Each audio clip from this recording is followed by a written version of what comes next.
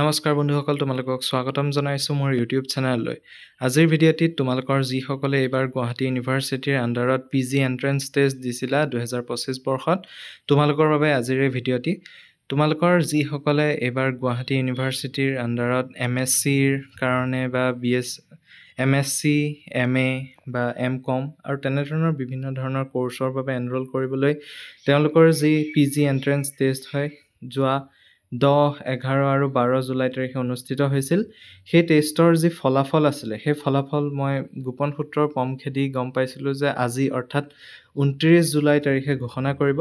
কিন্তু ইয়াৰো যি ৰিজাল্ট আছে সেয়া ইউনিভাৰ্চিটিয়ে পিছুৱাই পেলাই অহা 2 আগষ্ট 2025 তাৰিখে আৰু লগতে উল্লেখ কৰি দিছে যে আফটাৰ 6 PM মানে 6 বজাৰ পিছত তেওঁলোকে PG এণ্ট্ৰেন্স টেষ্টৰ যি ফলাফল আছিলে সেইসমূহ ঘোষণা কৰিব।